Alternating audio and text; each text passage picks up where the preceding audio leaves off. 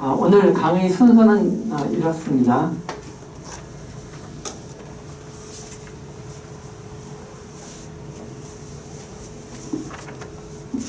강의 순서는 나는 누구일까? 두 번째 장은 나는 얼마나 행복할까?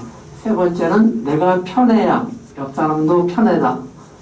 네 번째는 나와 옆 사람까지 행복하게 하는 일이라는 그러한 소주제로 잡아봤습니다.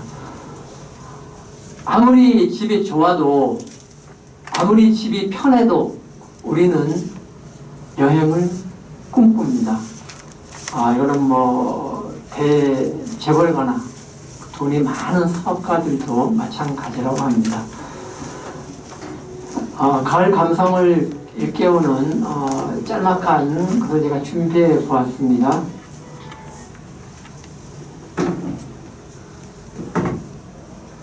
모든 잎이 꽃이 되는 가을은 두 번째 봄이다. 이 문구는 제가 지은 것은 아니지만 글씨는 제가 썼습니다. 벌써 10월이 갔죠. 연인처럼 왔다가 도둑처럼 가버리는 10월. 이거는 복효근 시인님의 10월이라는 시를 제가 약간 변형한 것입니다. 가을이 나뭇잎에 속삭이네. 꽃잎만 예쁜 것이 아니라 그 낙엽이나 단풍도 굉장히 예쁘죠. 꽃피듯 다가와서 잊지듯 가는 세월. 저도 이제 아직은 50대입니다만 왠지 이런 문구가 좀 가슴에 와 닿곤 합니다. 그러면 이제 본격적으로 강의를 한번 해보겠습니다. 첫 번째 이야기입니다. 1번. 글씨가 조금 작아서 불편하실 수도 있겠는데요. 같이 보시겠습니다. 첫 번째 이야기입니다. 어느 날 산책로에서 만난 할머니라는 말이 있는데요. 제가 용인에서 제 아파트 바로 옆에 양지천이라는 개천이 있어요. 거기를 산책을 자주 하는데 어느 날 어떤 할머니를 거기서 만났습니다. 지팡이를 짚고 의자에 앉아 있어서 제가 옆에 이렇게 앉게 되었는데요. 그 할머니와 초면인데 2시간 반 동안 이렇게 얘기를 나누게 되었습니다. 그 중에 인상적인 말이 그 할머니께서 운전면허를 이제 반납해야 되는데 그것이 너무나 아쉽다는 거예요. 그래서 면허증을 꺼냈다가 장롱에 집어넣고 또 꺼냈다가 장롱에 집어넣고 그러기를 반복하는데 오늘도 그날도 운전면허증을 가지고 나왔는데 참 어떻게 해야 될지 모르겠다 그러면서 나의 일부를 잃어버린 것 같다 그런 말씀을 하셨습니다. 그 얘기를 나누는 도중에 제가 보니까 혼자 계시더라고요. 그래서 할머니 그 할아버지께서 돌아가셨을 때 굉장히 슬프셨겠습니다 하고 여쭤봤더니 할머니 말씀이 아니야 안 슬펐어 이러시더라고요. 그래서 저 깜짝 놀랐죠. 아니 그래도 좀 슬프셨을 것 같은데 그랬더니 할머니께서 하시는 말씀이 그것보다 더한 일을 겪었기 때문에 영감 죽은 거는 아무것도 아니더라고 그렇게 말씀하시더라고요. 그 할머니 따님이 젊어서 이렇게 유명을 달리해서 그런 안타까운 얘기를 하시는데 그분이 그러시더라고요. 나는 내 딸이 좋은 데 가 있을 것이라고 확신한다. 그래서 어떻게 그렇게 아시나요? 그랬더니 꿈을 꿨는데 꿈을 꿨는데 딸이 어떤 집에 있는데 정말 주위에 꽃들이 세상에 없는 꽃들이 그렇게 확 피어 있더래요. 그래서 할머니 딸이 만나서 엄청 반가워서 뭐 얘기 많이 했어요. 그랬더니 얘기를 한마디도 못했대요. 꽃에 취해서 정신없이 보고 있는데 어떤 남자분이 나타나서 왜 여기 계시냐?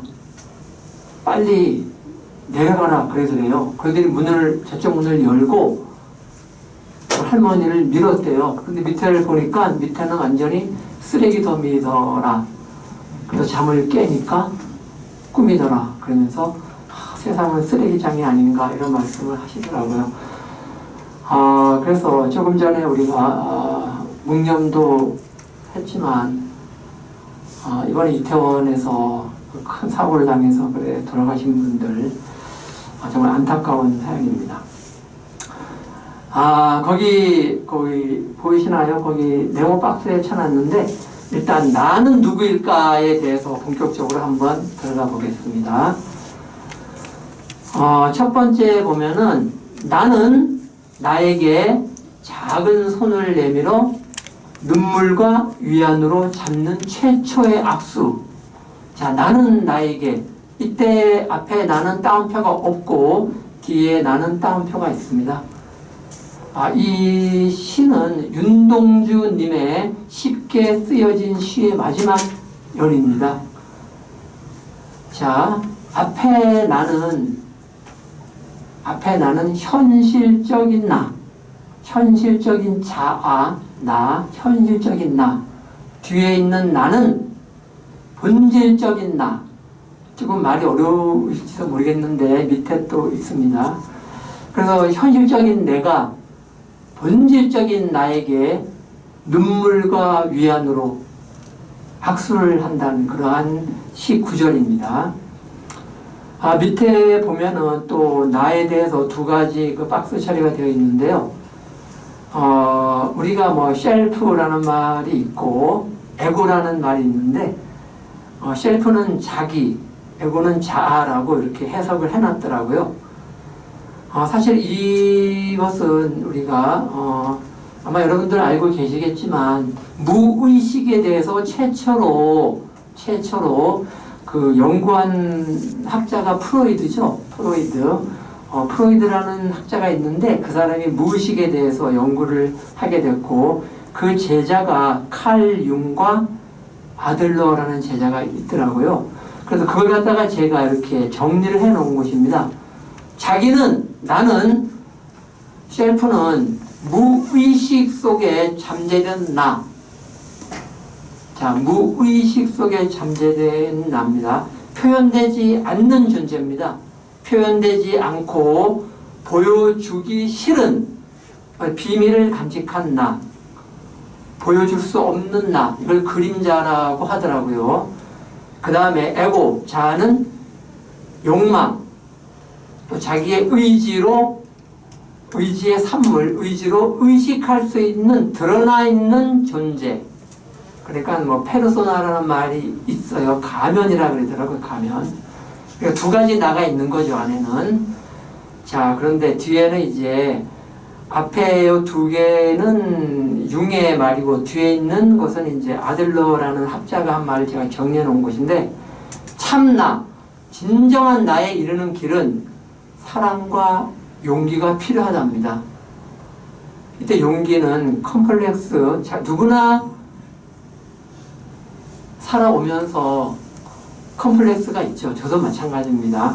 용감하게 거기에 대면하고 스스로를 사랑하여야지만 참 나에 이를 수 있다고 합니다. 열등감을 극복하여 자기 완성으로 나아가는 것, 자아 실현이라고 우리가 얘기를 합니다.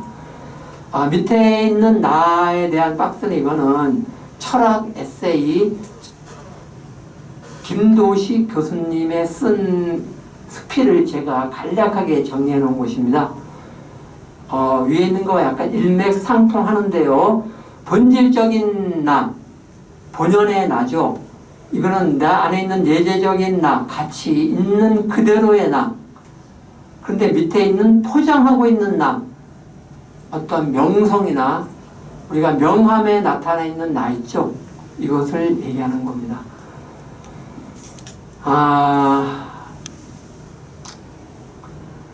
제가 이제 백수가 돼서 사람들 만나다 보면은 명함을 서로 많이 주고받게 되더라고요. 제 명함도 만들었습니다. 그래서 지난 강의에서 보여드린 적이 있는데 그냥 제 이름과 그리고 뒷면에는 이렇게 써놨습니다. 이름은 세상에서 가장 짧은 주문이다. 이런 말을 쓴 적이 있는데요. 이거죠. 좋은 것을 걸치고 있는 사람은 연예인이나 어떤 사장이나 대기업가나 이런 사람들은 그것을 지키기 위해서 전전긍긍합니다. 제가 학교에만 있다가 밖에 나와 보니까 학교에 있을 때는 어항이었어요. 어항 속에 있다가 밖에 나오니까 세상이 바다더라고요. 배울 게 너무나 많고 정말 여러 사람들이 많아요. 그런데 중요한 것은 누구나 다 각자의 어항 속에 있더라고요. 그 어항이 크기가 작냐 크냐 그 차이지 누구나 어항 속에 있다는 것을 요즘에 좀 알겠더라고요. 어떤 사람은 그 포장지를 얻기 위해서 노심초사하죠. 그렇게 살아가는 것 같습니다. 여기 대부분 여기 저보다 연배가 좀 많으신 것 같은데 제가 경험이 더 일천하지만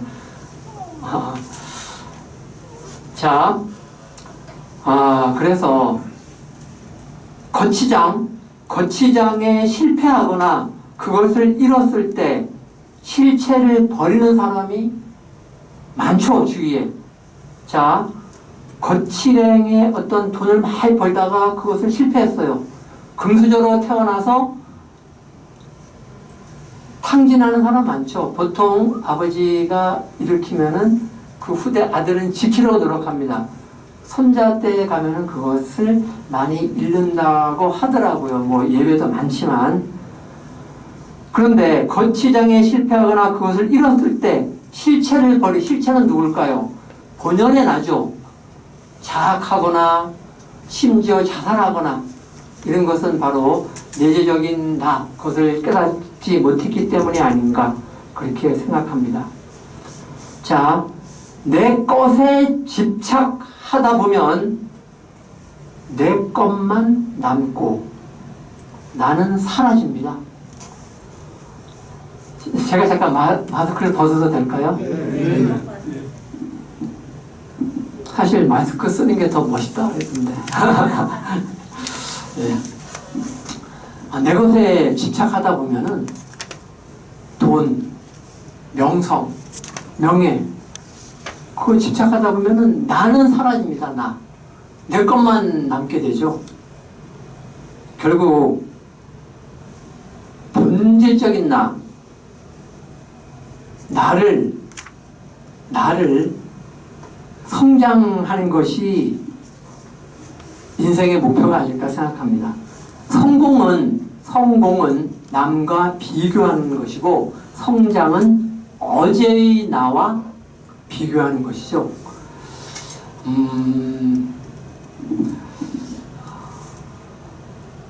정말 저는 이제 하루하루 이렇게 지내다 보니까 세상에 재밌는 일이 너무나 많더라고요. 제가 오늘도 이렇게 성남문화원에 달려오면서 감사와 감탄, 참 가을이 이렇게 아름답구나 새삼 느끼게 되었습니다. 여기서 보니까 그 다음 이제 밑에 보겠습니다. 나를 들여다볼 수 있는 도구는 많을수록 좋다. 수없이 많은 나를 들여다볼 수 있기 때문이다. 나를 만날 수 있는 도구들, 그것은 오늘 이 자리에 참석해 주신 여러분들도 나를 돌아보고 나를 만날 수 있는 그런 시간이 아닌가 생각합니다. 여러 가지 장치가 있으면 좋겠죠. 이것이 뭐 돈이 많이 들지 않아도 될 것 같아요. 또 어떤 여행 같은 것이죠. 여행이 꼭 공간적 이동이 아니라 내 마음을 이렇게 이동시킬 수 있는 곳이면 되겠습니다. 아까 얘기했죠. 집이 아무리 좋아도 우리는 여행을 꿈꾼다. 여행이란 불편함에 흔들리면서 그러면서도 아름다움을 발견해내는 기쁨이 아닌가. 우리 마음도 불편하고 어떤 고난과 고통을 통해 어떤 능력을 발견하는 것. 인간의 뇌는 계속해서 발전하고 있죠. 도전과 응전, 이걸 통해서 진화되었다고 합니다. 미국에 엄청난 부자 동네가 있다고 합니다. 근데 거기에는 완벽한 조건을 다 갖추었어요. 그 노인분들만 이제 뭐 실버타운 같은 되겠죠.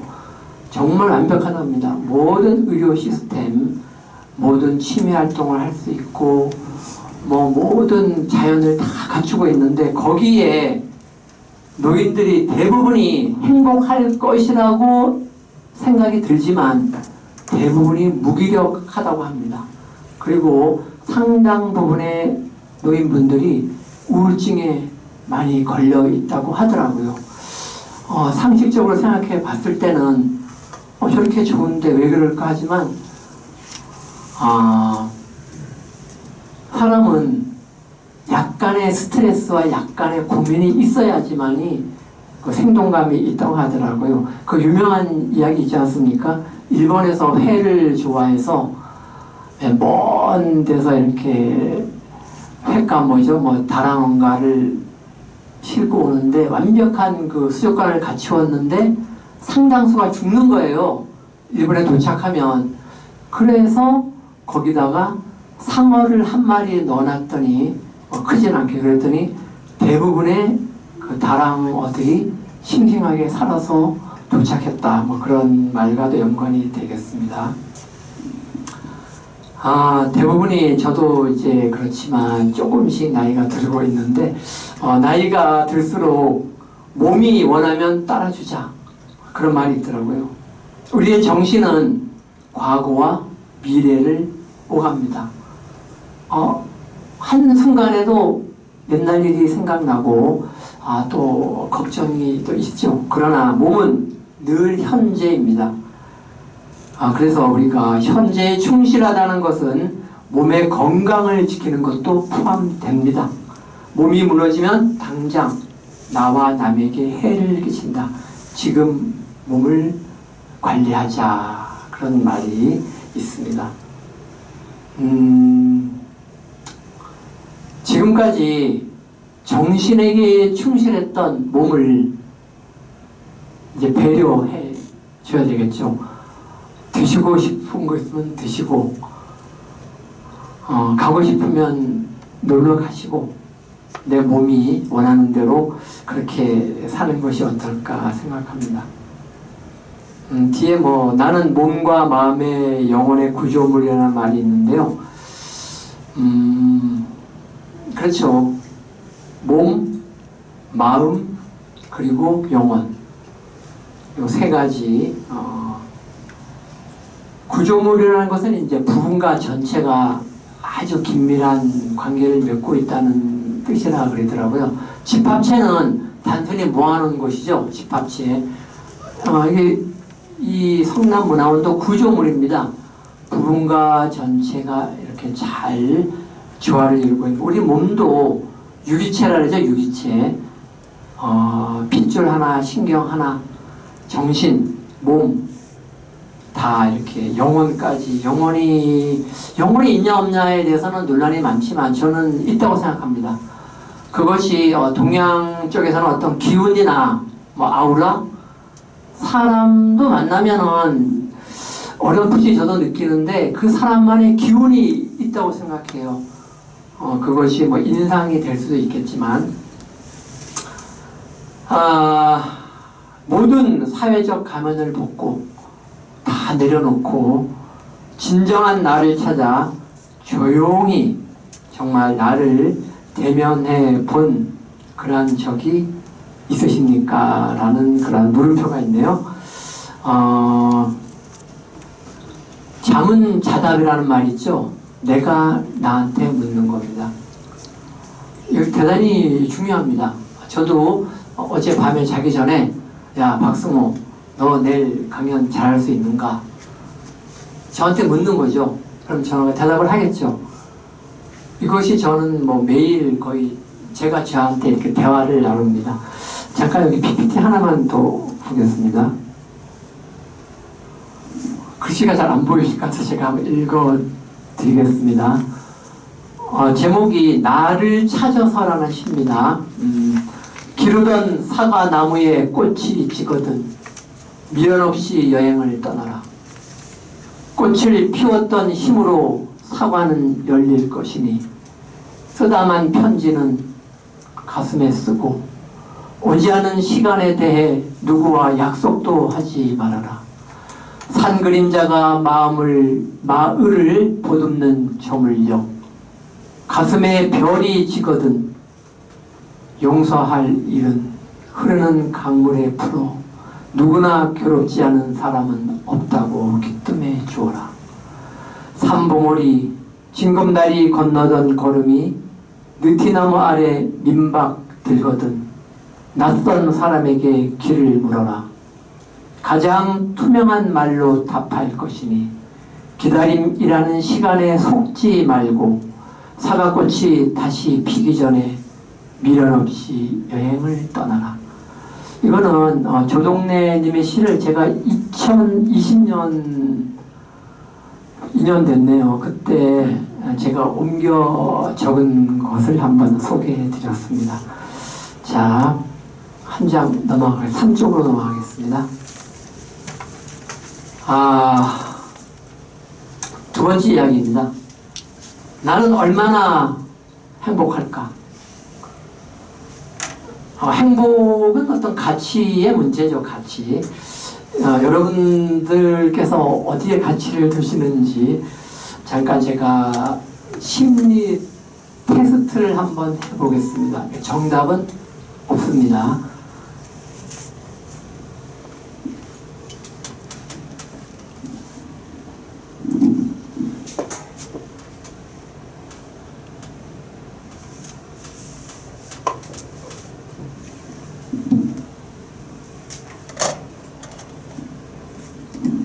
자, 여기 강이 있습니다.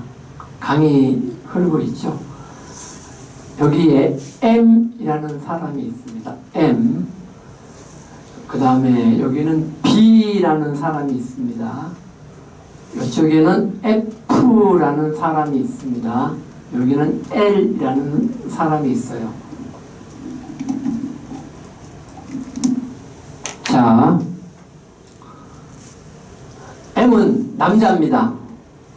B 남자입니다. F 남자입니다.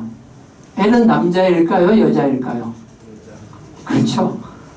음양의 조화가 좀 맞아야 됩니다. 여자입니다. 자, 이 어떤 얘기냐 하면은 이 강을 사이에 두고 L은 사실 이쪽에 살던 여자입니다. M하고 L은 결혼을 앞둔 굉장히 열애를 하던 곧 결혼할 사이였어요. 그런데 F는 누구냐? M의 아주 절친입니다. 친한 친구. 그런데 어느 날 F가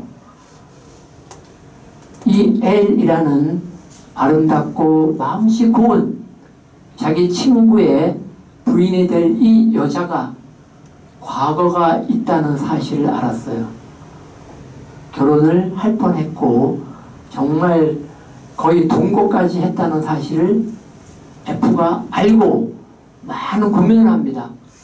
이 사실을 친구한테 얘기를 해줘야 되나 비밀에 붙여야 되나 그러다가 결국 얘기를 하죠. M에게 야 사실은 이러이러하다.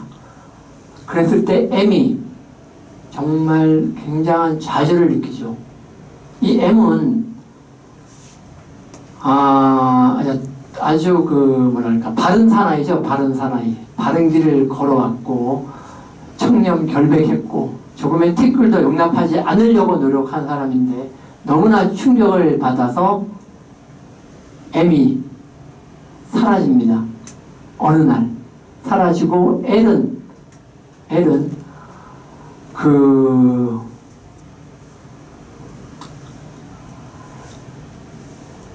M을 찾아서 많이 헤맸지만 결국 찾지 못하게 되고 있습니다. 강의하다 보면 이렇게 실수할 수도 있죠. 잠깐만 여기가 이렇게 지우겠습니다. 이쪽이 L입니다. L. 제가 영어가 좀 안 돼서 이쪽이 L이고 이쪽이 그럼 뭘까요? 여기 지우고 M입니다.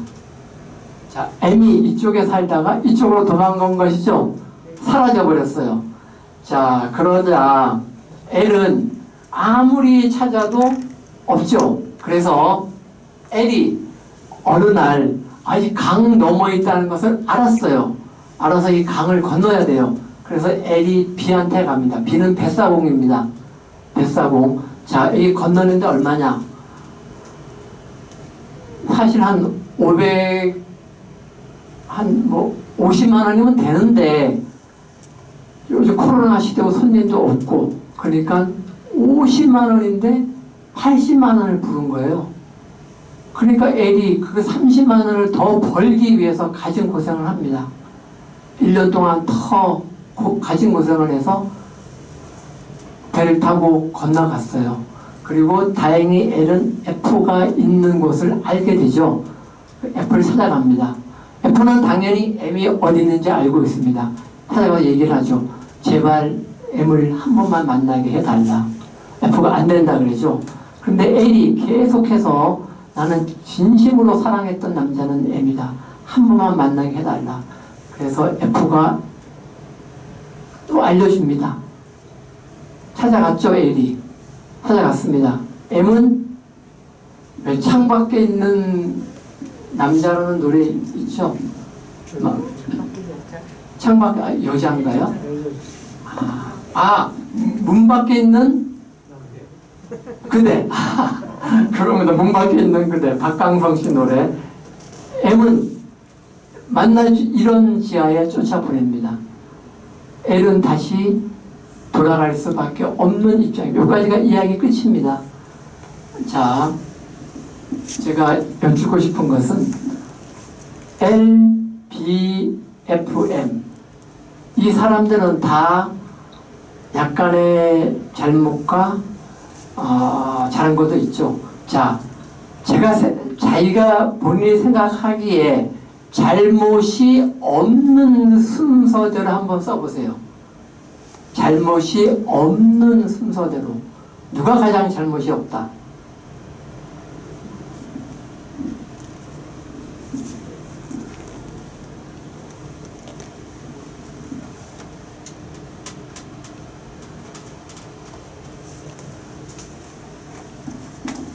정답은 없습니다.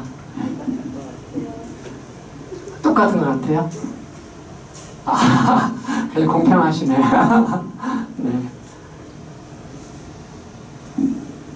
제 앞에 계신 분 혹시 잘못이 없는 순서대로 한번. 잘못이 없는 순서대로. 예, 어렵죠. 예. 혹시 뭐 발표해 보실 분요? 계십니까? LDFM. 네. L, B, F, M이 나왔습니다. 또 한 번만 더. 네. 제일 잘못한 거는요. 예. 이 뱃사공 왜 그러냐면은 그 사람 울렸기 때문에 1년을 더 일을 해서 늦게 만났기 때문에 그렇다고 생각이 들어요. 아니 그럼 여기서 잠깐만 제가 그러니까 뱃사공은 집에 노부모와 처자식이 있습니다. 그래도 B죠. 근데 네, 그럼 또 B 다음에는 이거 생각했어요. 제일 잘못한 사람은 B가 제일 잘못한 걸로 생각이 들어요. 아, 네, 맞습니다. 예. 네, 여기. 저는 F가 제일 잘못. MLBF. L, MLBF. B, F. 알겠습니다. 자, 이건 뭐 정답은 없고, 사실 이거는 재미로 하는 것인데요. L은 러브의 약자입니다. 러브, 사랑. 사랑. B는 비즈니스입니다. 경제관념, 경제. F는 프렌드십, 친구 또는 뭐 교우관계, 인간관계 이런 거 관계. 다음에 M은 뭘까요? M은 도덕관념입니다. 모럴. 정답은 없고요. 저도 뭐 어떤 식으로 하든 그건 자기 마음입니다. 이제 여기까지 하면 이해가 가셨어요. 그저 생각합니다. 행복이 눈에 보입니까? 안 보이죠? 추상어입니다. 추상어. 그런데 서울대 교수님인 것 같은데 그분은 행복연구소라는 것의 소장님이신데 그분이 강의를 제가 들은 적이 있는데 이런 것으로 했는데 그걸 제가 약간 변형시켰습니다. 자, 한번 따라해 보실까요? 키, 배, 만, 글. 자, 키, 배, 만, 글. 여기 제가 약간 추가시킨 것도 있습니다. 첫 번째는 모으기입니다. 행복해지기 위해서 어떤 모으기가 좋다 그래요. 이런 사람은 많죠. 세상에 이런 일이 보면은 뭐 별걸 다 모으지 않습니까? 그래서 모으는 거, 컬렉션, 취미로 이렇게 모으는 거에 행복을 느끼는 사람이 있어요. 다음 단계는 키우기입니다. 동물을 키우고 식물을 키우고 특히 코로나 시대에 그 애완견, 애완묘 그런 동물들 많이 키우더라고요. 저희도 집에 10년째 그 고양이를 키우고 있습니다. 배우기, 오늘 이 자리에 오신 분들은 다 배움에 열정이 있으신 것이죠. 새로운 영역을 배우는 것. 우리 뇌는, 요즘에 뇌과학이 굉장히 유행인데, 뇌는 60이 넘어야 활성화되는 부분이 있다고 합니다. 뇌는 자꾸 틀어지는 거 아닌가? 아닙니다. 요즘에 뇌는 연구할수록 신비한 일이 많은데, 그 60이 넘어야지 활성화되는 부분이, 연결 능력, 그 시냅스라 그러는데, 연결 능력이 60이 넘어야지 비로소 활성화된다고 합니다. 이거는 배움을 통해서 더 우리가 뇌를 더 발전시킬 수 있다고 합니다. 만들기, 창조활동이죠. 제가 아는 친구는 의사였는데 저도 명퇴를 빨리 했다고 생각했는데 그 친구는 40대 의사를 그만뒀어요. 도저히 못하겠답니다. 그래서 뭐 하느냐면 목공일을 해요. 목공일. 근데 너무 행복하대요. 맨날 막 찾으면은 뭐 먼지 뒤집어 쓰고 막 있는데 마스크는 뭐 옛날부터 하고 있었습니다. 그 친구는. 근데 너무 행복하대요. 자기는. 만나기, 이거는 제가 추구한 건데, 만나기는 책도 만남이죠. 사람도 만남. 이런 말이 있어요. 당신에게는 당신이 만난 사람의 흔적이 남아있다. 그렇죠? 사람뿐이겠습니까? 그 사람이 읽은 책, 그 사람이 느끼는 자연, 이런 것들 다 그 사람한테 남아있다고 합니다. 글쓰기. 제가 수필집을 내고 지난 강의할 때 책을 한 권씩 다 그때 드렸었는데 그때 받으셨나요? 혹시? 그렇습니다. 네네. 저는 그 책의 서문에 쓴 말입니다. 내 글에서 내가 위안을 받을 때가 있다. 글을 쓴다는 거는 나를 드러내야 되고 생각을 하다 보면은 나의 어떤 내면에 있는 컴플렉스, 상처 그런 것들을 드러내야 될 때가 있어. 솔직하게 써야 됩니다. 그러다 보면은 내면의 치유가 가능하다고 합니다. 여행 가는 것 마찬가지입니다. 재밌는 것을 찾아보기, 멀리 가지 않더라도 우리 주위에 가까이에서 아까 얘기했듯이 돈 많이 들지 않습니다. 행복한 사람은 있는 것을 사랑하고 불행한 사람은 없는 것을 사랑한다. 레지나 브렛이라는 사람이 얘기한 것입니다.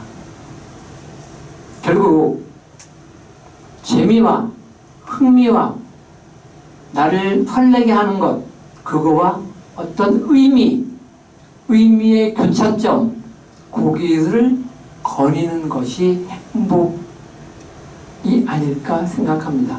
그런데 이런 즐거움과 의미, 이걸 동시에 가장 높은 심리적 상태가 여행이라고 합니다. 또 자발적으로 어디에 몰입하는 것, 이것도 여행과 비슷한 그런 행복감을 보인다고 뇌과학자분들이 얘기하더라고요. 조금 더 나아가서 재미와 의미를 위해서는 날마다 거듭나려고 노력해야 합니다. 새롭게 태어나는 나.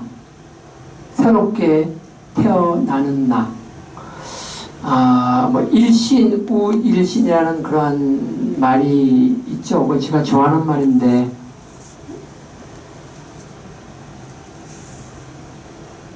이거는 접니다. 읽어드리면은, 이거는 조유일님의 글 중에서 제가 발췌한 겁니다. 사진 속 그때의 나를 보며 지금의 내가 말한다. 자, 다시 하겠습니다. 사진 속 옛날의 나를 보며 지금의 내가 말합니다. 야, 너 고생했겠다. 좀 더 잘해줄걸.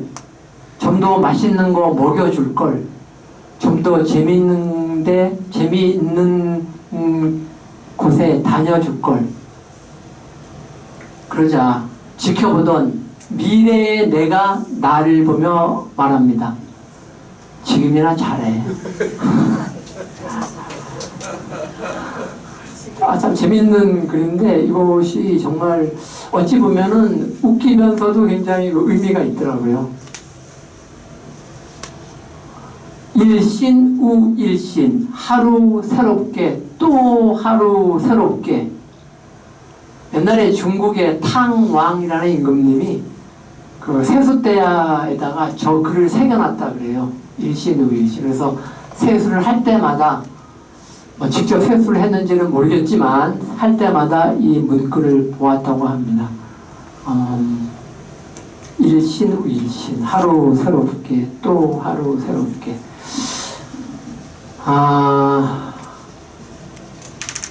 우리가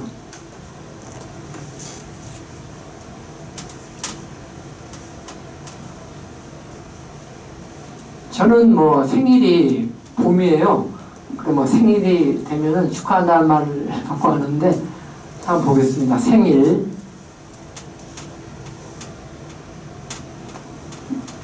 살아있는 날이 다 생일입니다. 지금은 생일 축하해 그러면서 그럽니다. 나는 매일이 생일이야.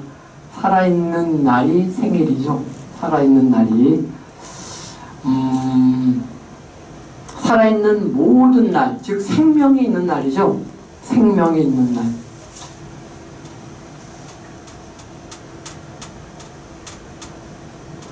생명이 있는 날이 다 생일입니다. 생명이 있는 날. 조금 더 풀이하자면은 살아있는 날의 명령, 살아있는 날의 어떤 사명, 이것을 띠고 하루하루를 살아간다면은 의미가 있지 않을까.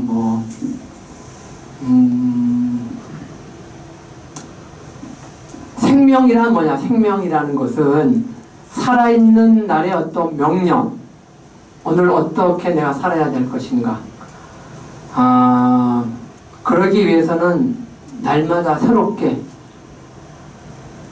우리 세포는 6개월에서 7년 사이에 싹 바뀐답니다. 모든 세포가 다른 사람으로 바꾸는데 나이가 들수록 세포 재생의 속도가 떨어질 뿐이라고 합니다. 그래서 제가 그 말을 좋아하는데요.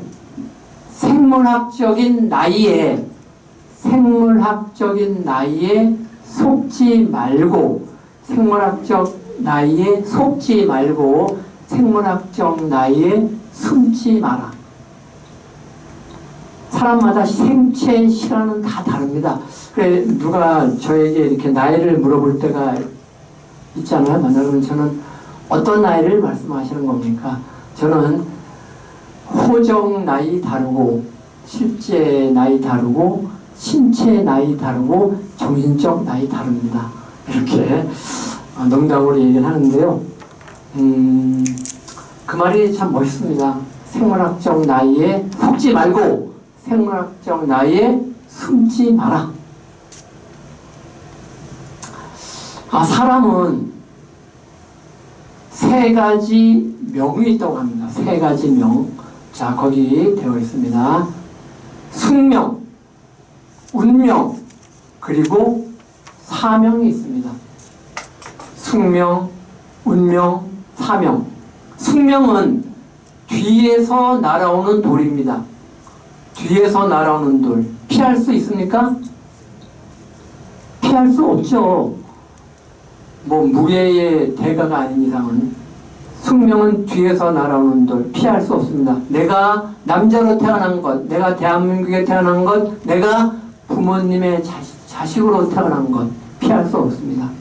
두 번째, 운명. 운명은 앞에서 날아오는 돌이라고 합니다. 요거 두 가지는 제가 들은 겁니다.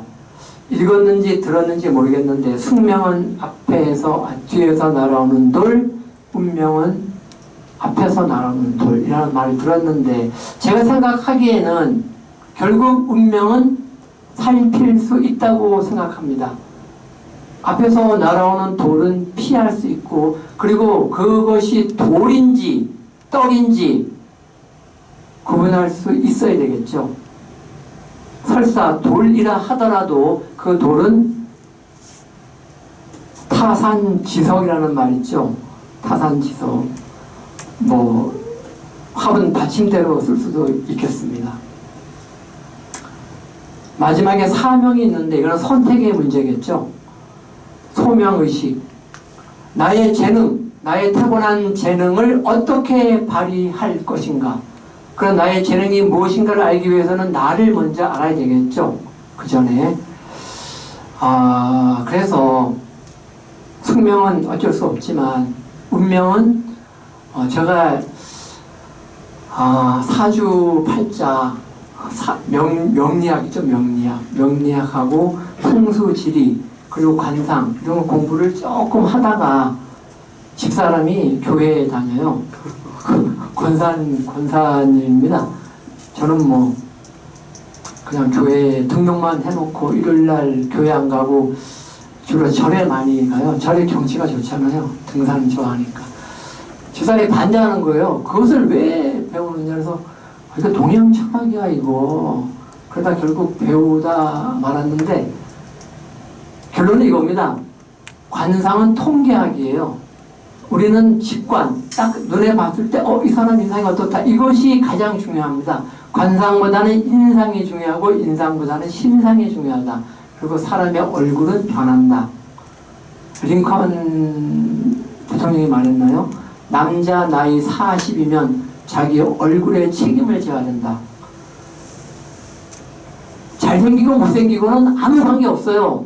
나이 먹으면 다 마찬가지입니다. 그 사람 얼굴은 그 사람 책임이에요. 내가 어떠한 삶을 살아왔느냐. 얼굴이 성적표죠. 이력서입니다. 링컨은 남자라고 얘기했지만 여자분들도 마찬가지라고 생각합니다. 결국 행복은 내가 의지로 할 수 있는 것은 선택의 문제죠. 선택의 문제. 풍부한 소유보다 풍성한 사유. 풍부한 소유. 그것 제가 이제 돈 많은 대표들도 친합니다. 저는 어떻게 사람 만나다 보니까 좀 잘 친해지더라고요. 그런데 늘 바빠요. 그 사람은. 밥 먹을 시간도 막 쪼개서 먹고 뭐 전화 많이 오고 뭐 밤 늦게까지도 뭐 또 일요일 날 골프 쳐야 되고 야, 참 바쁘게 사십니다. 풍성한 사색, 사육 그게 날 수도 있습니다. 여기 마지막에 보니까 내가 행복하기 위한 자비호흡이라는 것이 있는데 요거 한번 우리가 간단하게 설명해 드리고 잠깐 쉬었다가 하겠습니다. 괜찮죠? 네. 잠깐 요거 설명해 드리겠습니다. 제가 얼마 전에 그 법륜사라는 절이 있어요. 용인에 굉장히 큰 절입니다. 거기 이제 템플스테이 하룻밤 자는 것은 집사람한테 차마 얘기를 못했어요. 그래서 그냥 하루 갔다 왔는데 거기서 스님께서 이 자비호흡을 가르쳐 주시더라고요. 근데 저는 그 전에 사실 명상호흡을 좀 하고 있었어요. 그래서 그 자비호흡과 제가 알고 있었던 명상호흡 두 가지를 이렇게 섞어서 지금 하고 이렇게 여기서 적어놨습니다. 페이지 3페이지 아래쪽입니다. 자, 내가 행복하기 위한 자비호흡. 자, 가장 편안한 자세로 눈을 감고 내 얼굴을 떠올려 봅니다. 가장 편한 자세는 누워있는 자세죠. 저는 누워서 합니다. 자기 전에 주로 합니다. 가장 편안한 자세로 눈을 감고 내 얼굴을 떠올립니다. 이때 얼굴이 안 떠오른다는 사람이 있더라고요. 누구냐면은 눈이 안 보이는 사람. 자기 얼굴이 모르겠대요. 자, 그래서 사진을 많이 찍으면은 자기 얼굴이 잘 떠오른다고 해요. 4초간 숨을 천천히 들이쉽니다. 천천히 향기로운 꽃 향기를 맡듯이 천천히 4초간 숨을 들이쉬고 다음에 4초간 숨을 멈춥니다. 이건 제가 하는 것인데 요 부분은 이때 단전에 힘을 주고 4초간 숨을 멈춥니다. 그리고 8초간 하나, 둘, 셋, 넷, 다섯, 여섯, 일곱, 여덟 8초간 천천히 입으로 숨을 내쉽니다. 민들레 그 꽃술을 불듯이 촛불이 꺼지지 않을 정도로 천천히 숨을 내쉽니다. 그리고 나에게 응원의 메시지를 보내죠. 응원의 메시지를 보내는 방법은 제가 국어 교사여서 그런데 문장 성분 중에 뭐 품사 중에 형용사를 활용하면 좋아요. 꾸며주는 말. 사랑스러운 박승호. 저는 눈이 좀 약한데 너는 눈이 나쁘지만 그래도 눈이 매력적이야. 이런 식으로 있지 않습니까? 오늘도 내 다리가 수고했어. 뭐 이렇게 나를 응원하는 메시지. 이것을 하면은 저는 실제로 하고 있고 굉장히 좋습니다. 뭐 밤에뿐만 아니라 그냥 피곤하면은 그냥 아무 때나 이렇게 누워있기 좋아합니다. 잠깐 동안 한 5분. 그런데 이 호흡을 계속 하라는 거 아닙니다. 힘들어요 이거. 한 5번 정도, 3번 이렇게만 해도 굉장히 좋더라고요. 그리고 더 나아간다면은 나중에는 내 얼굴뿐만 아니라 가족 얼굴, 지인의 얼굴을 떠올리면서 축복의 말을 하면은 그것이 좋지 않을까 그런 생각이 듭니다.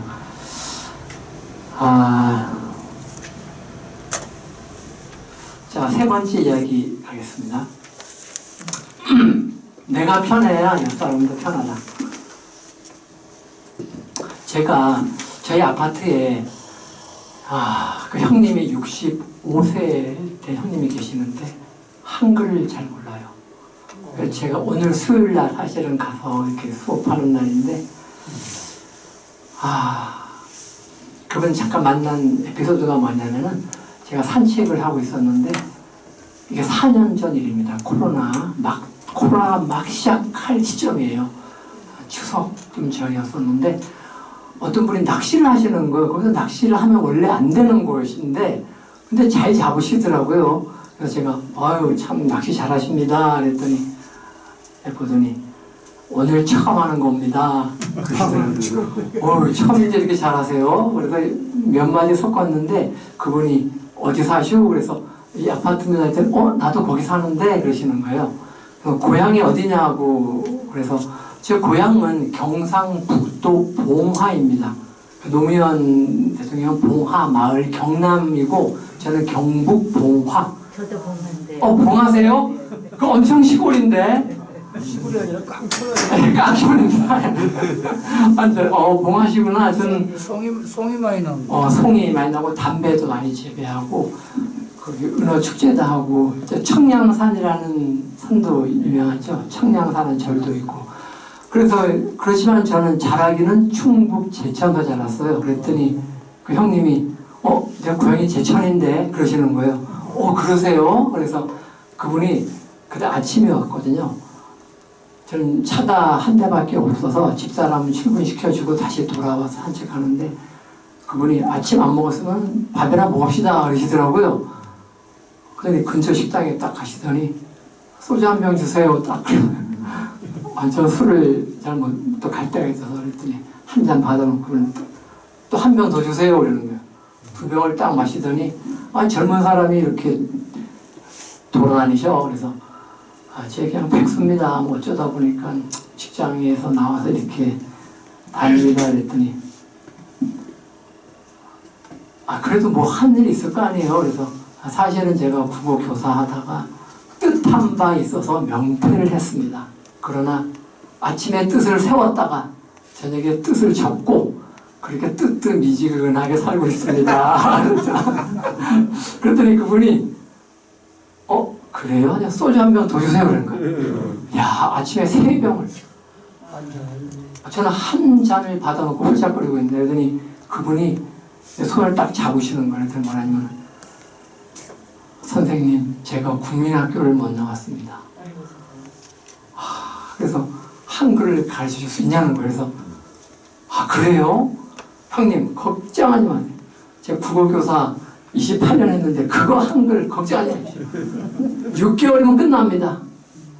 그래서 제가 그날 바로 이제 수업 어떻게 할까 그랬더니 자기는 집으로 왔으면 좋겠다. 그래서 아침 9시에 가겠습니다. 그리고 제가 이제 소장 가서 이제 좀 이렇게 하고 일주일에 한 번 아니면 그때는 매일 갔어요. 매일 토요일 빼놓고 1년 반은 매일 갔어요. 보통 종이가 아니면 근데 지금은 이제 일주일에 2번으로 줘. 왜냐면 그 형님도 일이 있으시니까 저도 이제 뭐 오늘같이 강의도 있고 뭐 가끔 일이 있어서 그래서 이제 용마 초등학교에 전화를 했죠. 교감 선생님 받으시라고. 이웃 주민인데 한글을 좀 몰라서 그런데 애들 교과서 좀 얻을 수 있겠습니까? 그랬더니 이거는 오십시오. 그랬더니 교문에서 교감 선생님이 전해주시더라고요. 그래서 제 얼굴을 이렇게 보더니 조금 한글을 모르는 것 같지는 않은데 아무튼 제가 고3도 많이 했거든요. 한 8년 고3은 고3 수업하는 것보다 더 힘들어요.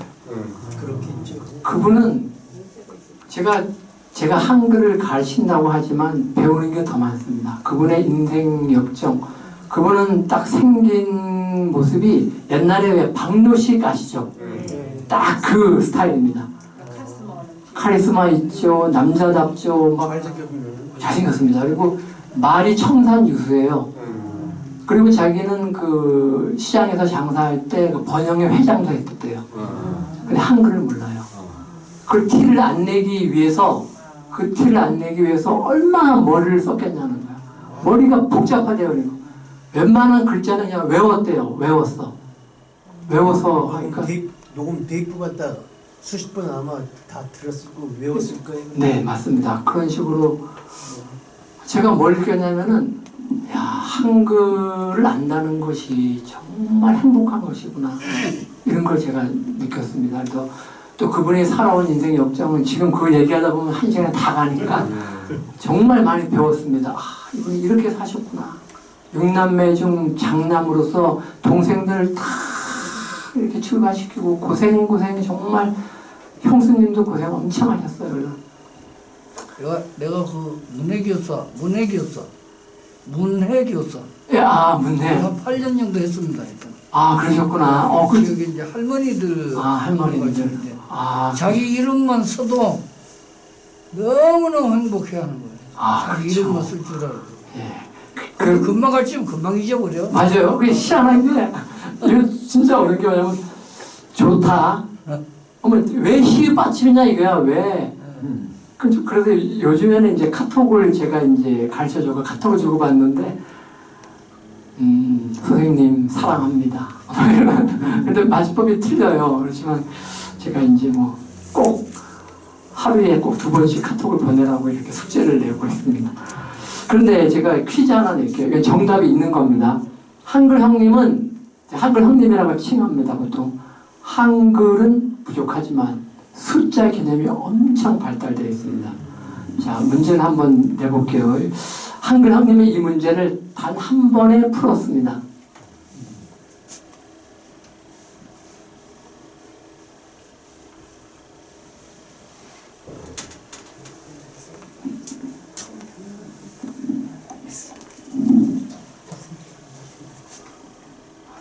한글로 해결 가, 나, 다. 가라는 사람이 나라는 가게에 왔어요. 10,000원을 내었습니다. 10,000원. 일시 100, 1000만 맞죠? 10,000원을 냈습니다. 그리고 6,000원짜리 물건을 샀어요. 그럼 얼마를 거슬러 줘야 돼요? 당연히 4,000원이죠. 이거 모르는 사람 없습니다. 그런데 이분이 금고에 딱 보니까 잔돈이 없는 거예요. 그래서 이 10,000원을 가지고 옆에 가게에 가서 1,000원짜리 10장을 바꿔왔겠죠. 그래서 4,000원을 거슬러 줬습니다. 가는 6,000원짜리 물건과 4,000원 거스름돈을 가지고 사라졌습니다. 그런데 잠시 후에 다 주인이 나 가게에 왔어요. 이거 위조지폐다. 보니까 정밀하게 그린 10,000원짜리 위조지폐인 거예요. 그래서 나 주인이 자기 금고에서 10,000원을 꺼내서 다를 줬습니다. 끝입니다. 문제, 나 주인은 총 얼마의 손해를 보았는가? 이것이 문제입니다. 정답이 있어요. 나 주인은 얼마? 2,000원? 20,000원? 10,000원? 14,000원? 20,000원? 20,000원? 물건하고 4,000원에서 20,000원이잖아. 이쪽에서 또 10,000원을 줬으니까 20,000원. 20,000원. 예. 또. 이분은 손해를 안 봤대요. 큰 경험을 했기 때문에. 그렇지. 그 2만원 정도면 큰 경우는 그 정도면 6,000원짜리 물건을 팔았잖아요. 예. 10,000원을 받은 그 10,000원이 잘못된 거 아니에요, 그죠? 예. 근데 자기는 4,000원까지 줬으니까 그러면 좀 10,000원을 손해 보는 거지. 10,000원 손해. 만원 또 왜냐면 근데 그 물건이 저기 6,000원짜리잖아요. 근데 이제 그거 도매로 얼마냐? 도매를. 야, 이거 복잡해 줍니다. 아니 단순 계산을 하는 게 낫지. 단순 얼마입니까? 그래서 나는 뭐 그 정도 뭐 2만원 정도면 뭐 손해 그래도 봐도 큰 저기 뭐 큰 손해는 아니다. 예, 그 정도 뭐 20만원이면 몰라도 이거 30년 전 일인데. 예, 농담이고요. 정답은 10,000원입니다. 10,000원. 10,000원. 왜 10,000원이냐를 잘 생각해 보세요. 여기서 모든 일의 원인과 결과가 있으면 원인이 10,000원에서 시작했어요. 이 사람이 만약에 위조지폐를 줬는데 금고에 1,000원짜리 4개가 있어서 그거 주고 물건 줬다. 끝입니다. 그죠? 그런데 한 번 왔다 갔어요. 이것 때문에 헷갈립니다. 사람들이. 아, 그걸 접어둬야지. 접어줘야죠. 그러니까 모든 문제의 원인은 결국 처음 그 씨를 퍼뜨린 사람한테 있는 거죠. 근데 형님이 아이 그건 뭐 10,000원이네 딱 한마디로. 근데 저도 이 문제 사실 고등학교 때 이 문제를 어느 책에서 봤어요. 고태고. 근데 친구들한테 문제를 내고 저도 20,000원인 줄 알았어요. 20,000원이라고 생각합니다. 대부분 사람들이. 그런데 10,000원이더라고요. 자, 2만 원으로 착각을 하는 사람들 많지. 많죠. 저도 뭐 왜 10,000원인가에 대해서 한참 고민했었습니다. 접어둬야지. 자,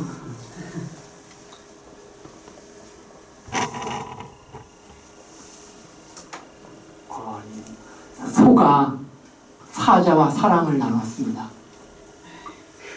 소와 사자의 사랑. 소는 자기가 좋아하는 풀을 아꼈다가 갖다 줍니다. 사자한테. 사자는 동물을 잡아서, 사자나 이런 그런 육식동물은 그 내장을 제일 좋아합니다. 내장에 그 초식 어떤 풀을 취할 수 없기 때문에 내장을 되게 맛있어 한대요. 네, 맞아요. 그렇다 그러더라고요. 그 내장 아꼈다가 소 줍니다. 소는 먹기 싫은데 억지로 맛있는 척 먹고, 사자는 그 풀떼기 안 좋아하지만 먹습니다. 억지로. 그러면서 둘이 사랑하는 거죠. 그런데 어느 날 헤어지죠. 헤어지면서 돌아서서 둘 다 얘기합니다. 나는 최선을 다했다. 자, 여기에서 소와 사자의 사랑이 깨졌는데 배려를 강조한 것일까요? 소통을 강조한 것일까요? 주제가 뭘까요, 이게? 배려냐? 소통이냐? 소통으로 봐야 되겠죠. 저도 그렇게 봅니다. 배려했어요. 내가 좋아하는 거. 그러나 이거는 내가 안 먹어, 이거는 내가 못 먹는 것이야 라는 말을 못했죠. 소통의 부재입니다. 거기 한문으로 보면은 통즉 불통, 통할 통자입니다. 통즉 불통, 통즉 불통. 앞에는 통할 통, 뒤에 글자는 앞을 통자입니다. 통증할 때 뒤에는 불통즉통. 네 글자가 똑같아요. 그런데 불자가 아니 불자의 위치만 달라졌습니다. 앞에는 세 번째에 있는데 뒤에 문구에서는 첫 번째에 있죠. 통즉 불통의 뜻은 통하면 즉 불통, 아프지 않고, 통하지 않으면, 불통하면 즉 아프다. 동의보감에 나오는 말입니다. 동의보감에서 기혈의 흐름을 얘기하는 거거든요, 이것이. 그러나 이것은 기혈의 흐름뿐만 아니라 우리 사회에서 가족관계에서 특히 중요한 말이라고 생각해서 썼습니다. 남녀의 관계에서도 그런 거예요. 맞습니다. 남녀관계, 모든 관계에서 통하면 아프지 않고 통하지 않으면 아프다. 제 아들도 음식을 조금 가려요. 저는 뭐 경상북도 봉화 출신이라서 뭐든지 잘 먹습니다. 거친 음식만 먹다가 나와보니까 다 맛있어요. 그래요? 네, 저는 음식 가리는 게 없습니다. 저기 안 먹으면 그런 거 먹지 마 하고 그냥 뭐 안 먹어도 그냥 우리 굶어도 좋아. 어거지로 그러니까 그냥 오히려 더 먹어서 가리는 게 없는데. 그러시구나. 네. 먹지 마 그럼. 그래서 제 아들한테, 맞아요. 제 아들한테 이런 거 좀 먹고 좀 고추도 막 찍어 먹고 해라는데 사람마다 입맛이 다른 겁니다. 그 말 듣고 보니까 그 말도 맞더라고요. 그래서 이게 기준을 내가 나 위주로 했구나, 그런 반성을 요즘 하고 있는데요.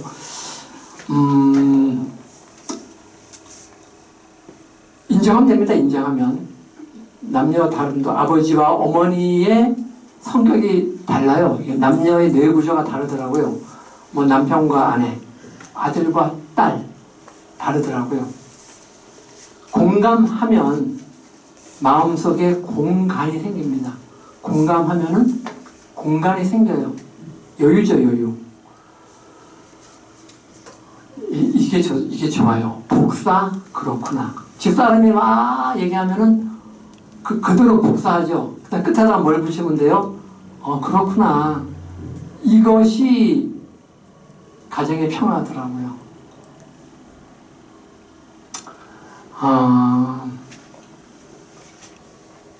조금 더 얘기하자면 첫 번째 경청이에요. 잘 듣습니다. 듣고 호응을 리액션? 그래? 그렇구나. 그래? 그 다음에 질문. 핵심적인 내용을 질문. 내가 그거 무슨 말이지? 이렇게 질문. 요것이 3단계 경청, 호응, 질문. 이것이 성공적인 대화법이라고 하더라고요. 제가 이것을 활용을 많이 합니다. 이렇게 저는 이제 백수다 보니까 만나고 싶은 사람, 인상 좋은 사람, 그 사람 만나서 얘기하다 보면은 그 사람은 전문가적인 지식이 있으면 저는 모르니까 들어요. 그렇군요. 금상첨화로군요. 이 정도 한 다음에 질문을 하죠. 근데 이게 무슨 뜻인지 잘 모르겠는 건 또 말을 합니다. 저는 주로 듣기만 했는데 그분이 그래요. 야, 역시 국어 선생님 출신이라서 말을 참 잘합니다. 이게 참 그렇더라고요. 이게. 그래서 저는 사실 제자들도 많이 있어서 밥 사줘야 될 사람도 많고 밥을 얻어 먹어야 될 사람도 많습니다. 그런데 이게 진짜 중요한 것이 이게 대화법. 그리고 우리 반응은 이거는 뇌과학에 나오는 건데 반응의 자기장은 뇌로 이성으로 가는 것보다 심장, 이 감정으로 가는 속도가 1000배 이상 빠르답니다.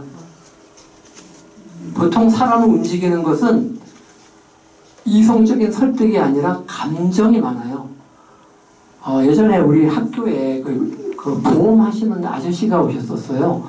연세가 지긋하신 분인데 이 사람이 딱 오시면은 그 당시에는 이제 한 20년 정도 되었나?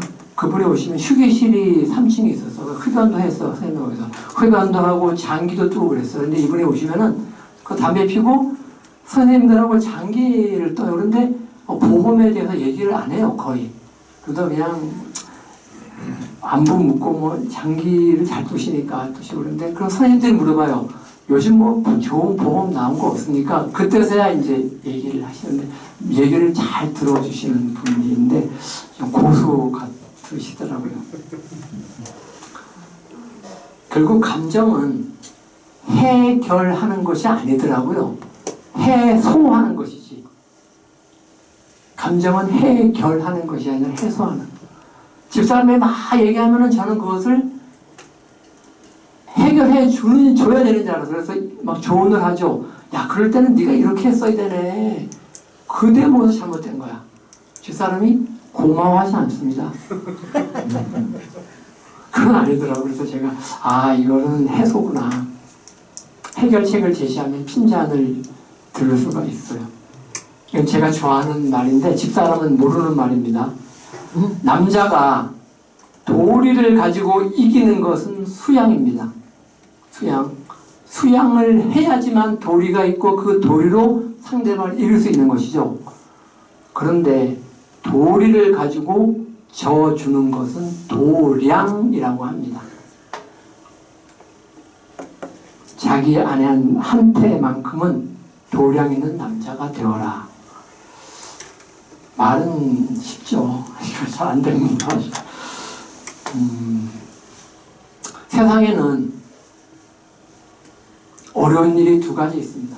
남의 머릿속에 지식을 넣어주는 것, 그리고 남의 주머니에서 돈을 꺼내는 것. 첫 번째 사람을 선생님이라고 칭하고 두 번째 사람을 사장님이라고 칭합니다. 그런데 이 어려운 일 두 가지를 다 하는 사람이 있어요. 그 마누라입니다. 마누라.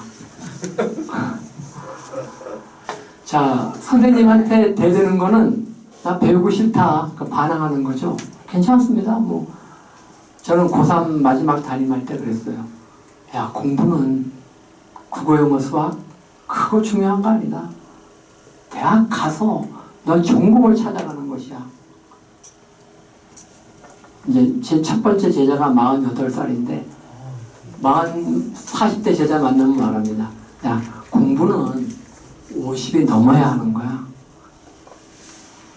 그렇지만 이제 또 같이 이제 도자기 배우는 그 누님들한테 아, 누님 인생은 정말 60 넘어서부터라는데요.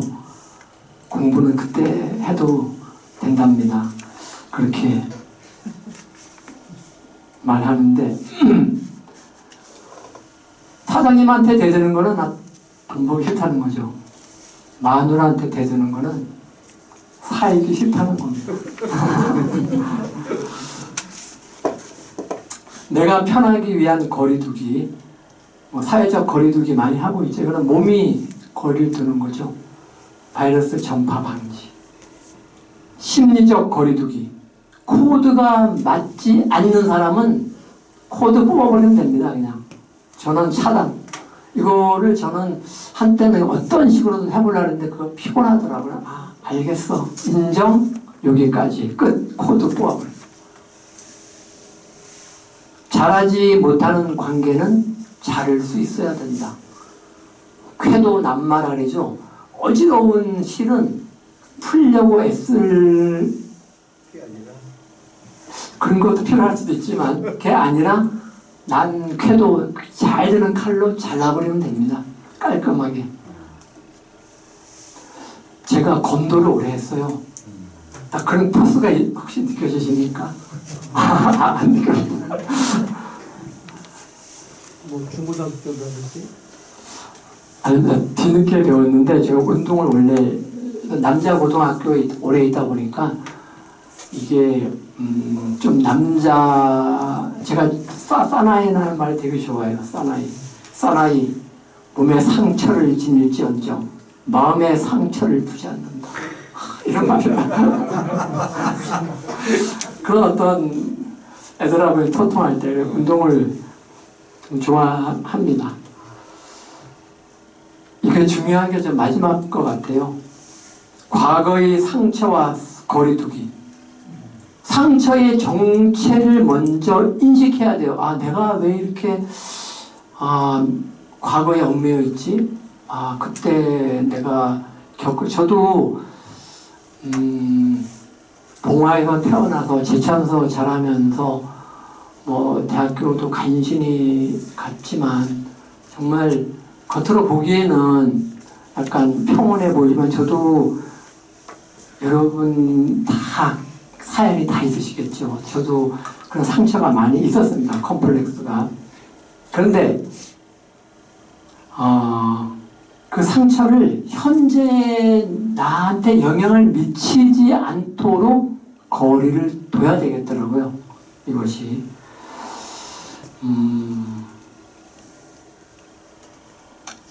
거리 두는 것은 이제 그만하고 이제 또 모이는 거 있죠. 근데 중요한 편한 모임은 4가지 조건이 있대요. 첫 번째는 무격식. 격식이 없는 거, 무격식. 즉, 일과 관계없, 비즈니스가 아니에요. 무격식적인 만남, 무격식. 두 번째는 소박. 너무 화려하지 않게. 소박. 무격식, 소박. 세 번째는 수다. 말을 이렇게. 수다. 저도 사실은 학교에 갈 때 말이 크게 없었어요. 내성적인 데다가 말이 별로 없고 이렇게 그냥 일만 하고 자리에 가서도 술을 별로 안 좋아하기 때문에 사람들이 좀 어려워. 좀 날카롭 게 생겼다 그런 말을 좀 그렇지 않은데 사실은 그런데 나이가 드니까 약간 수다가 좀 생기더라고요. 그래서 강의 좀 하게 됐는데 수다가 중요해요. 마지막 하나는 음식입니다. 음식. 이 네 가지. 무격식, 소박, 수다, 음식. 이건 뭐 차도 괜찮고 술도 되고 그냥 맛있는 음식. 이것이 사람을 편하게 한다 그러더라고요. 마지막 그 세 번째 이야기에 물음이 있습니다. 오늘도 편안한 나를 만나고 계십니까? 실질적으로 여쭤본다면은 지금 이 자리가 편안하십니까? 네. 아유, 진짜 다행입니다. 지금, 오늘, 지금 이 자리 중요하죠? 이게 제일 중요한 것 같아요. 내일이 먼저 올지 내세가 먼저 올지는 아무도 모릅니다. 그렇지 않습니까? 오늘 이 순간 이 자리 즐겁고 재미있어야 되겠죠. 자, 네 번째로 넘어가겠습니다. 이제 마지막 이야기입니다. 지금까지 얘기가 약간 추상적이라면은 마지막 네 번째 이야기는 옆 사람까지 행복해지는, 구체적으로는 우리 집사람이 될 수도 있겠죠. 백수가 할 수 있는 일 중에 하나가 청소더라고요. 청소와 정리정돈이 뇌과학적으로 필요한 이유 세 가지. 청소, 정리정돈이 좋다는 것은 누구나 알고 있어요. 이것을 어떤 강연에서 보니까 잘 써놨더라고요. 제가 그것을 촬영해 왔습니다.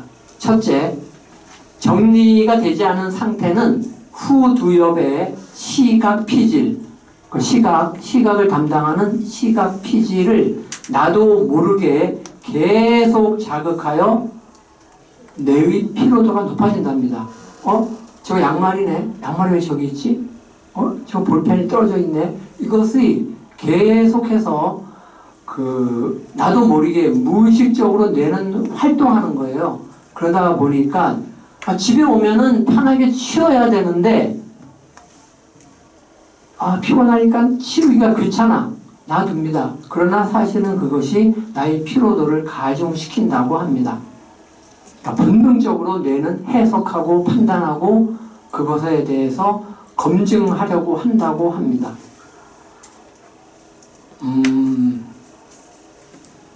집사람이 일을 다녀요. 어린이집 교사입니다. 지금 이 시간에도 애들하고 씨름하고 있을 텐데 제가 그만둔다니까 당신도 그만두겠대. 나도 그만둔다. 그래? 그래 같이 놀자. 그랬더니 딱 10분 있다가 자긴 다니겠대. 같이 붙어 있어봤자 뭐 하겠냐. 그 어린이집 그냥 교사예요. 얼마나 힘들겠어요. 그래서 요즘에 제가 철이 조금 들락말락해요. 그래서 제가 요즘에는 청소를 잘 합니다. 정리정돈 같은 거. 집사님이 오면은 이제 편하게 해주려고 하는데 오늘도 사실 분리수거하는 날이에요. 급하게 분리수거 했는데 요것이 있잖아요. 그런데 뭐가 있냐면은 하나씩 넘어옵니다. 설거지, 분리수거. 제가 우리 아버님도 경상도 분이셔서 그런데 저도 약간 피가 있겠죠. 이 사나이 음식 쓰레기만큼은 안 버린다. 그런데 안 됩니다. 음식 쓰레기도 버려야 되겠더라고요. 그것도 버리고 있습니다. 둘째, 이건 제가 정말 하고 있는 건데요. 아침 환기가 진짜 중요하답니다. 이게 중요합니다. 밤 사이에 오염된 공기, 이산화탄소, 그리고 어떤 냄새, 먼지를 내보내고 맑은 공기를 받아들여 정신이 맑아지겠죠. 다음에 풍부한 산소는 뇌를 활성화시킵니다. 하루를 상쾌하게 시작할 수가 있습니다. 제가 사는 아파트는 9층입니다. 선풍기를 다 들여놨어요. 한 대만 안 들여놨어요. 제 방에서 오늘도 아침에 일어나면은 창문을 활짝 열고 선풍기를 틀어요. 그다음 이불을 아파트 밖에서 옛날에 털다가 그 집사람이 잔소리하고 이게 왜 그 털냐 그래서 방에서 털지만 선풍기를 샥 먼지. 그다음에 또 부채가 있어요. 부채는 이쪽으로 오는 먼지는 또 내보냅니다. 그러면은 좋더라고요. 그리고 노래를 제가 좋아해서 노래도 틀어놓고 전국 노래자랑 송혜 선생님 돌아가셨지만 전국 노래자랑에 저 못 보셨죠?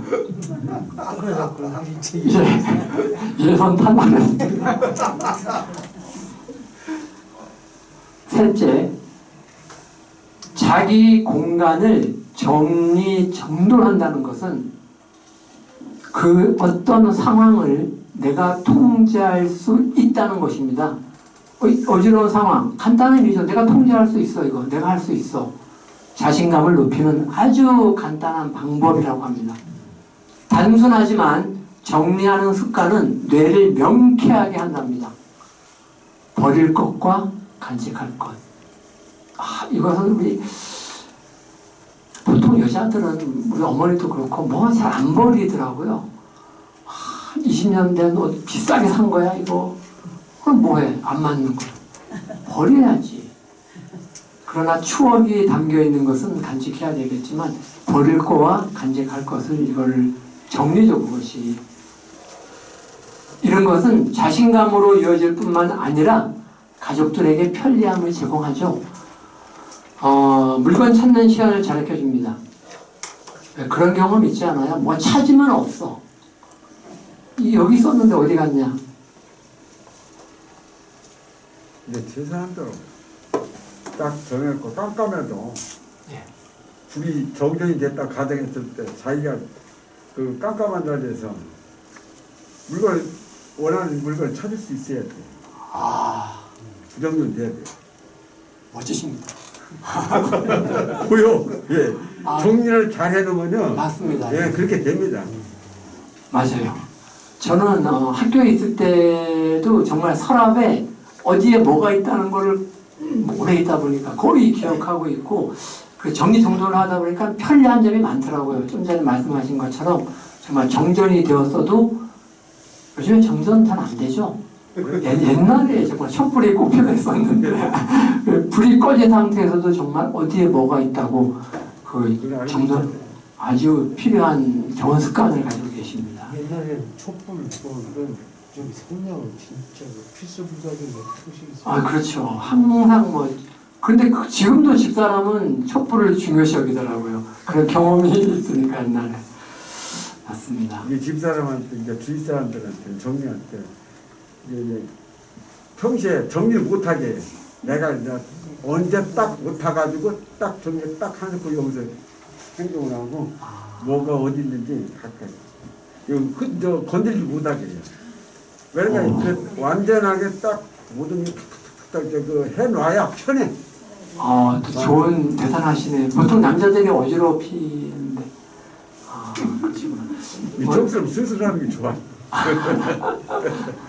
옛날에 최성실 교수가 그 후주머니 경영학이라는 제목하에 경영학을 이제 강의했는데 우측 겉에 위아래 주머니, 좌측 위아래 주머니, 바지에 앞뒤 주머니 이런 주머니마다 자기 고정관념 속에 뭐는 어디에 이렇게 해서 구분을 분류를 해가지고 하듯이 자기 집에 서재라든지 안방이라든지 장롱이라든지 이런 거에 관리를 하는 데 있어서 그런 아주 그냥 국민학교 1학년이 달달달 외우고 다니는 국법같이 그런 기준을 만들어 놓고 살면 아주 요새 말로 경영관리, 매니지먼트가 어쩌고 하지만 편하다는 거죠.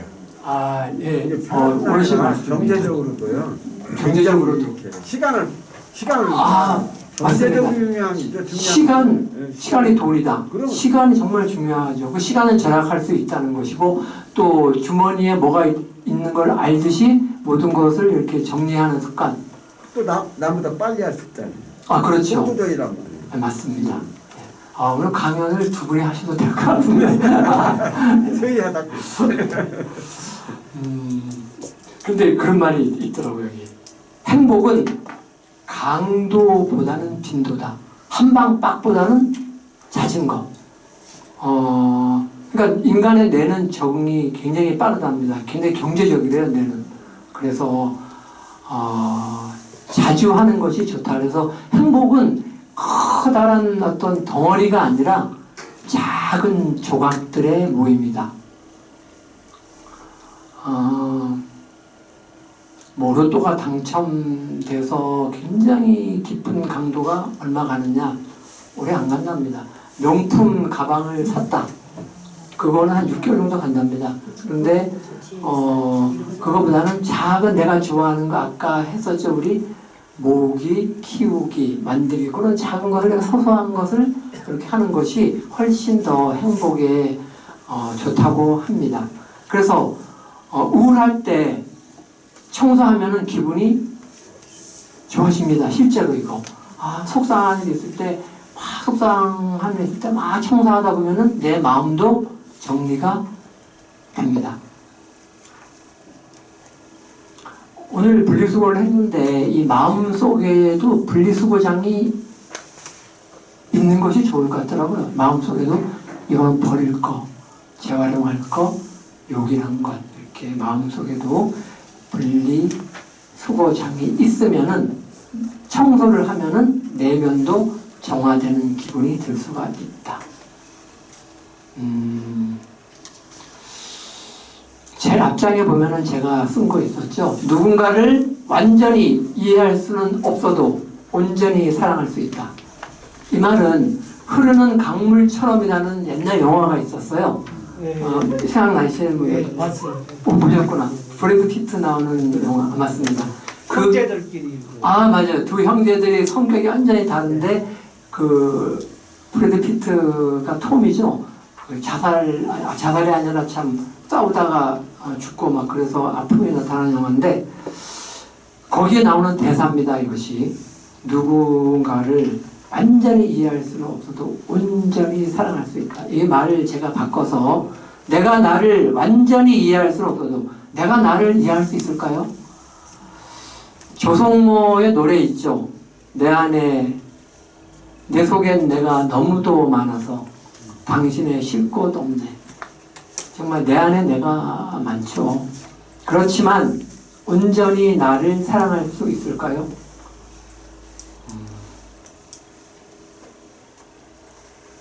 티벳 사자의 서 중에 나오는 말입니다.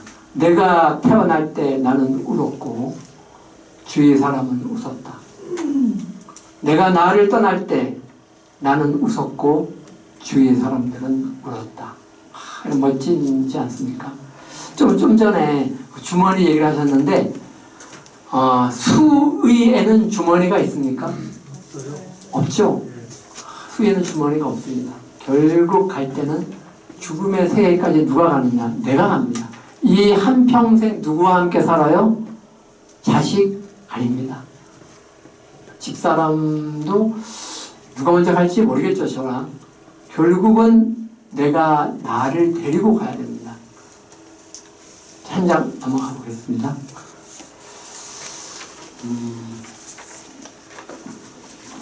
자, 나를 찾아서 아까 시를 아까 제가 읽어드렸습니다. 자, 6쪽입니다. 6쪽.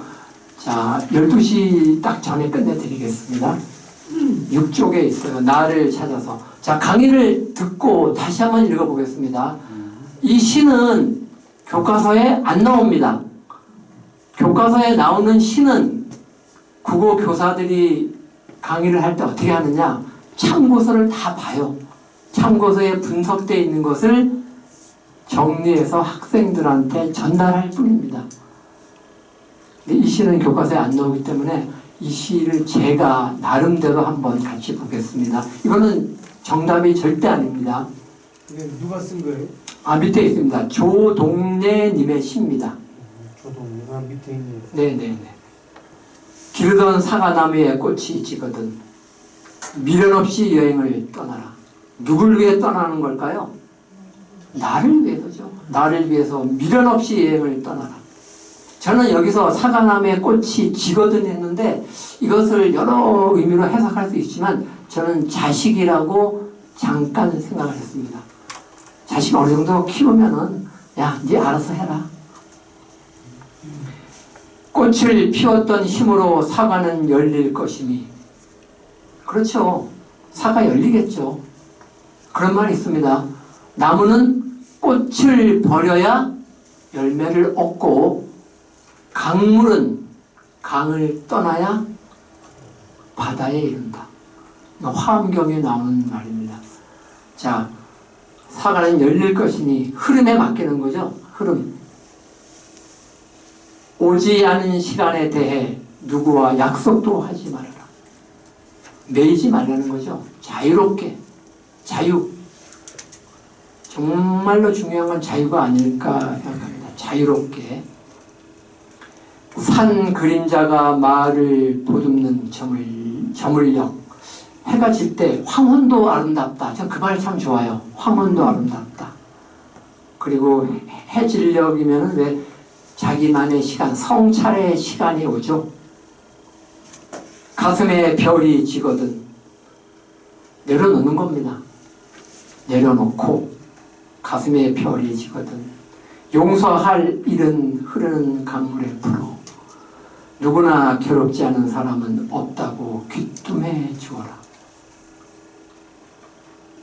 인생은 뭐 어찌 보면은 이런 괴로움이죠. 어떤 면에서는 고해화택이라 그러는데 고통의 바다, 불붙은 집. 그러나 그렇기 때문에 또 열심히 살아야 되고 인생 무상이기 때문에 인생 무상이라는 말은 사실은 인생은 항상 일정하지 않다는 뜻입니다. 그렇기 때문에 하루하루 열심히 살아라는 의미가 있더라고요. 누구에게 귀뜸해 줘야 될까요? 누구나 괴롭지 않은 사람은 없다고 누구에게 귀뜸해 줘야 될까요? 자신이죠, 자신. 납니다. 나에게 귀뜸해 주어라. 산봉우리 징검다리 건너던 걸음이 산봉우리 징검다리 여기 지금 시각이 어려웠는데 제 나름대로 해석해 본다면은 산 넘고 물 건너던 나의 걸음이 느티나무 아래 민박 들거든. 쉬어야 되겠죠. 산 넘고 물 건너 산전수전 다 겪었죠. 고통, 고뇌, 고생, 방황 다 겪었습니다. 민박 들거든 낯선 사람에게 길을 물어라.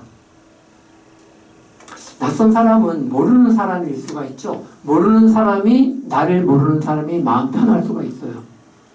길을 물어라. 나를 가장 객관적으로 볼 수가 있겠죠. 또는 다르게 해석한다면은 낯선 사람은 나일 수 있습니다. 새로운 나. 새로운 나.